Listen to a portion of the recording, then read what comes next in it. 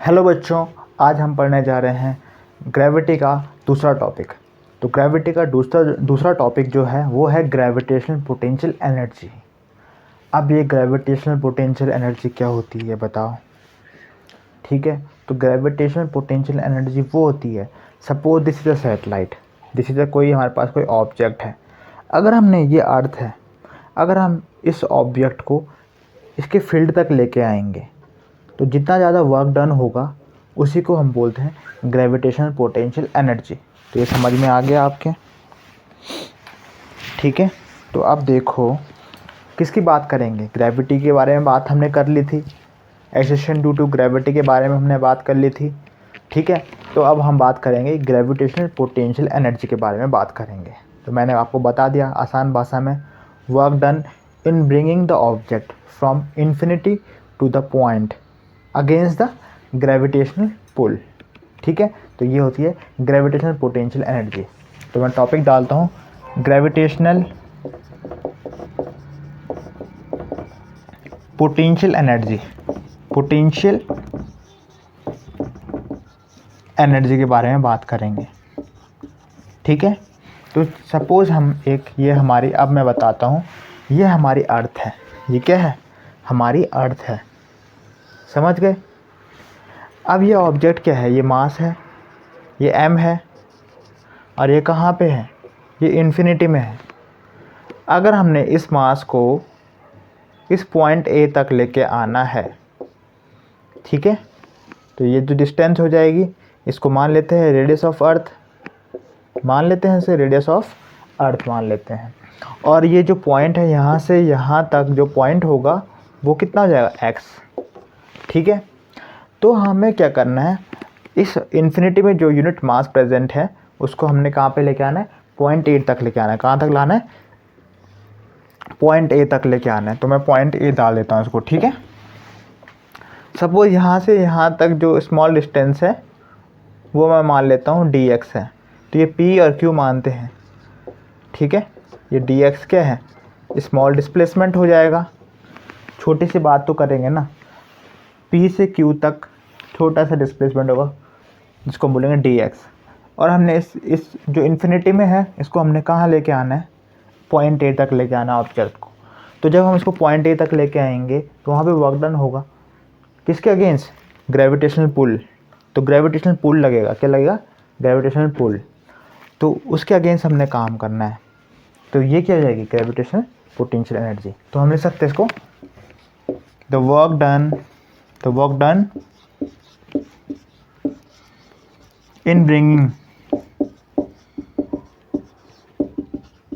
The object from infinity to the point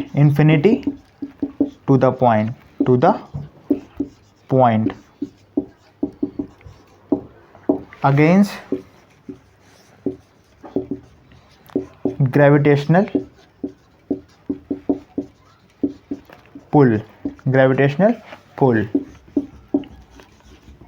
is called gravitational potential energy। gravitational potential energy, समझ गए? इसको हम क्या बोलेंगे? ग्रेविटेशनल पोटेंशियल एनर्जी बोलेंगे। क्या बोलेंगे? Gravitational potential energy. तो उसको हम डिनोट करते हैं U से। किससे करते हैं? U से हम डिनोट करते हैं। ठीक है, तो ये समझ में आ गया।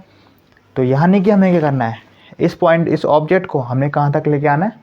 इस पॉइंट A तक। तो इस पॉइंट A तक लेके आने पे कितना वर्क डन होगा, तो ये हमें कैलकुलेट करना है।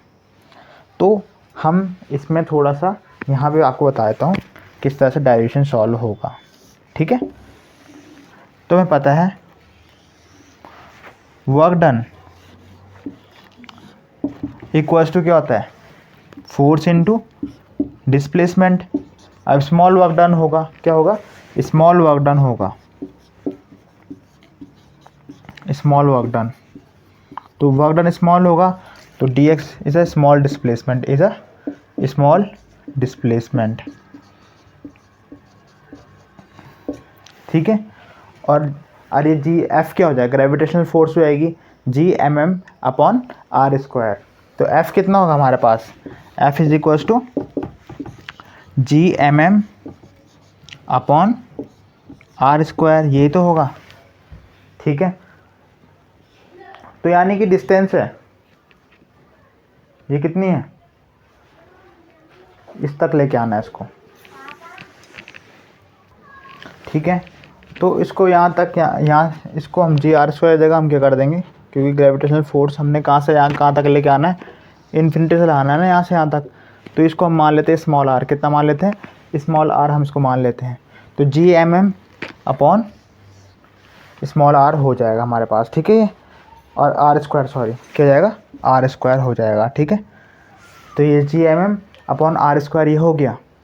अब क्या करना है देखो, तो ये फोर्स आ रहा तो यहाँ पे सब्स्टिट्यूट कर दो वाली इक्वेशन में, फर्स्ट दिस इज सेकेंड। तो substitute this value of force in first equation, ठीक है। तो उसको हम रब कर लेंगे, डेफिनेशन समझ में आ गई ना। तो अब सिंपल से हमारे पास क्या है, छोटा सा इंटीग्रेशन है, उसको हम करेंगे। तो देखो हमारे पास क्या हो जाएगा, D W is equal to F D X था, तो एफ की जगह पे क्या आ गया, ये वैल्यू रख देंगे तो कितना हो जाएगा, G M M upon R square, फिर यहाँ पे डी आर डाल दो क्योंकि हम आर के रिस्पेक्ट में कर रहे हैं ना, ठीक है। तो ये जाएगा डी आर, क्योंकि डिस्टेंस इज आर तो उसके रिस्पेक्ट में डी आर होगा। अब हमने क्या करना है, इसका इंटीग्रेशन करना है, ठीक है। तो इंटीग्रेशन कहाँ से कहाँ तक करेंगे, हमें इन्फिनिटी से लाना है ना ऑब्जेक्ट को, किसी पॉइंट तक लेके आना, तो यानी कि आर रख देंगे, क्या रख देंगे, आर रख देंगे। तो ये आर है ना, यहाँ से इस ऑब्जेक्ट को हमने यहाँ तक लेके आना है। तो ये कितना हो जाएगा, देखो डी डब्ल्यू का कितना जाएगा, डब्ल्यू हो जाएगा, मान लेते हैं 1 अपॉन, ये सारा कांस्टेंट है, कितना है, जी एम एम, ये कांस्टेंट है, तो 1 upon R square D R, ये जगह इन्फिनिटी से लेकर आर तक, इतना समझ में आ गया। अब इसको इंटीग्रेट करते हैं, तो इसको हम पहले नीचे वाले पोर्शन को रब कर देंगे, ये समझ में आ गया इतना। इसको हम रब करने के बाद हम करते हैं बात इसकी इंटीग्रेशन की। तो देखो जी एम एम, ये जो आर है, R minus two D R, infinity से लेकर आर तक, ठीक है। और ये क्या हो जाएगा हमारे पास, G M M integration of, क्या होगा इसका फॉर्मूला पता है ना, integration of R N D R is equals to R N plus N, ये तो हो जाएगा। तो यहाँ पावर कितनी है, -2 है ना, तो कितना जाएगा, देखो आर 2 + 1, एन की जगह में देखो 2 रख दो, और -2 + 1, लिमिट हो जाएगी इन्फिनिटी से लेकर आर तक। समझ में आ गया इतना, इतना को यहाँ तक कोई दिक्कत। इसको हम करते हैं, रब कर लेते हैं ऊपर वाला पोर्शन को, ठीक है। तो ऊपर वाले पोर्शन को रब करने के बाद इतना समझ लो, और इसके बाद इतना नोट करने के बाद आगे देखो। अब देखो क्या हो जाएगा, ये हमारा डब्लू निकला, क्या निकला, डब्लू निकला। तो डब्लू इक्वल्स टू कितना हो जाएगा, G M M R -1 upon -1, ये हो गया, यहाँ तक समझ में आ गया। ये इन्फिनिटी हो जाएगा और यहाँ से यहाँ तक आर हो जाएगा। अब देखो कैसे, जी एम एम, अब -1 को ऊपर भेजो तो ऐसा बन जाएगा -1, आ जाएगा 1 अपॉन आर, इन्फिनिटी से लेकर आर तक, ठीक है। अब इतना पोर्शन मैं मिटा रहा हूँ, ठीक है। अब देखो कैसा हो जाएगा, तो ये कितना हो जाएगा, देखो G M M upper limit minus lower limit, lower limit क्या है हमारे पास, इन्फिनिटी है, और 1 अपॉन इन्फिनिटी क्या होता है, 0 होता है। तो हमारे पास कितना आ गया, G M M upon R. तो ये हमारे पास क्या आ गया, वर्क डन आ गया, क्या आ गया, वर्क डन। और वर्क डन किसके बराबर होगा, ग्रेविटेशन पोटेंशियल एनर्जी के बराबर होगा। तो इतना समझ में आ गया। तो ये कॉन्सेप्ट किसका है, ग्रेविटेशन पोटेंशियल एनर्जी का। अब अगला अब हम क्या जानेंगे, इसकी थोड़ा डीप कॉन्सेप्ट जानते हैं। अब देखो कुछ पॉइंट्स है किसके, ग्रेविटेशनल पोटेंशियल एनर्जी के बारे में। तो इन्होंने कहा कि देखो when a body is at infinity, जब बॉडी क्या होगी, इन्फिनिटी में होगी, तो ग्रेविटेशनल पोटेंशियल एनर्जी क्या होगी, जीरो होगी। यहाँ पे क्या होगी, ग्रेविटेशनल पोटेंशियल एनर्जी क्या हो जाएगी, जीरो हो जाएगी। तो उसको हम बोलते हैं zero level of a potential energy. तो ये हम बात करेंगे किसकी, इन्फिनिटी में। इन्फिनिटी में ग्रेविटेशनल पोटेंशियल एनर्जी क्या होती है, जीरो होती है। क्या होती है, जीरो। तो जैसे जैसे अर्थ के पास आती है तो वो नेगेटिव होती रहती है। क्या होती है, नेगेटिव। पर जैसे जैसे जैसे जाती है इन्फिनिटी में तो वो क्या हो जाती है, जीरो बन जाती है। ठीक है, नेगेटिव से जीरो बन जाती है। तो हमें पता है ग्रेविटेशनल पोटेंशियल एनर्जी का जो फॉर्मूला था वो नेगेटिव साइन था, उसमें क्या था, नेगेटिव साइन था ना उसमें नेगेटिव साइन। ये जो फॉर्मूला आया था हमारे पास Gm/r आया था, तो उसमें क्या था, नेगेटिव फार्मूला था ना। तो वो नेगेटिव फार्मूला कब होगा, नेगेटिव कब होगा, जब वो अर्थ के पास होगा तब वो नेगेटिव है। जैसे जैसे वो फार जाता रहेगा, अर्थ से दूर जाएगा, तो वो इन्फिनिटी में पहुंच जाएगा। और इन्फिनिटी में ग्रेविटेशनल पोटेंशियल एनर्जी की जो वैल्यू होती है वो होती है जीरो। ठीक है। दूसरा पॉइंट क्या है, ग्रेविटेशनल फोर्स अट्रैक्टिव होती है किसमें, नेचर में। क्या होती है, अट्रैक्टिव होती है नेचर में। इसलिए जो अर्थ होगी वो नेगेटिव एनर्जी वेल की तरह बिहेव करेगी। क्या करेगी, नेगेटिव एनर्जी वेल की तरह बिहेव करेगी। नेगेटिव एनर्जी वेल होगा ना, यहाँ पे नेगेटिव साइन ही होता है, हम देखते होंगे ना, Gm/r था, तो ये क्या था, यहाँ पे नेगेटिव एनर्जी का ये वेल था। अर्थ क्या था, नेगेटिव एनर्जी का वेल था। और जैसे जैसे ये ऊपर जाता रहेगा, इसकी हाइट बढ़ेगी, तो क्या हो जाएगा, ये इन्फिनिटी तक पहुँच जाएगा और फिर इसकी वैल्यू क्या हो जाएगी, जीरो हो जाएगी। ग्रेविटेशनल पोटेंशियल एनर्जी की वैल्यू क्या हो जाएगी, जीरो हो जाएगी। ठीक है। अब देखो सपोज इसको हम रब कर देते हैं।